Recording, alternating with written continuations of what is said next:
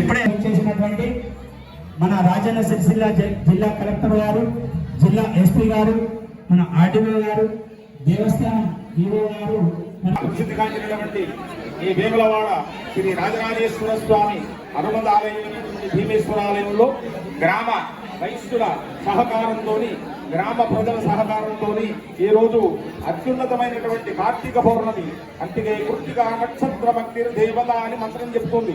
కనుక ఒక కర్మ దోషం తొలగి ఒక కర్మ దోషం తొలగాలంటే ఒక ఆలయంలో ఒక దీపాన్ని వెలిగించాలి. మానవునికి అత్యున్నతమైనటువంటి యొక్క అవకాశం భగవంతుడు ఇచ్చినటువంటి యొక్క అవకాశం జ్ఞానము. జ్ఞానం ఏ విధంగా కలుగుతుందంటే మనకున్నటువంటి చీకటిని తొలగించుకుంటే మనకు వెలుతురు ద్వారా జ్ఞానం ప్రాప్తిస్తుంది.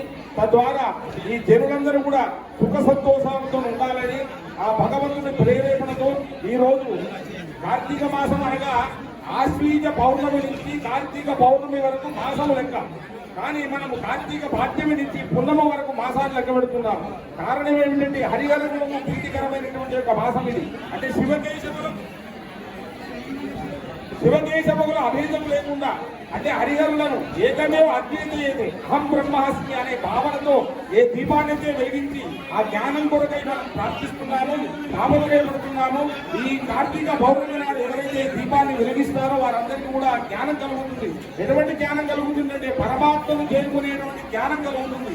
తద్వారా భగవతత్వాన్ని ఆపాదించుకొని ఒకరి మీద ఒకరు పోటీ పడకుండా ఓపికతోని దీపాన్ని వెలిగించి కృతార్థులు కావాల్సిందిగా కోరుతున్నాం. చతుస్సాగర పర్యంత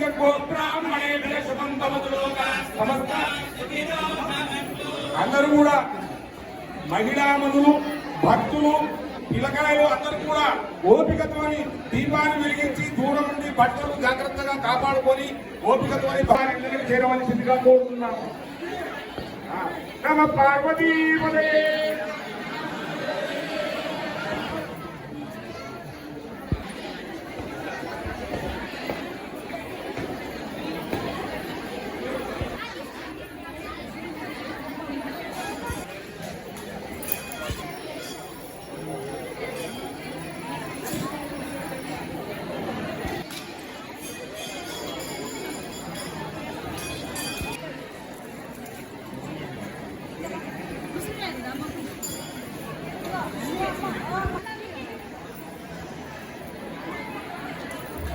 वाइट वाइट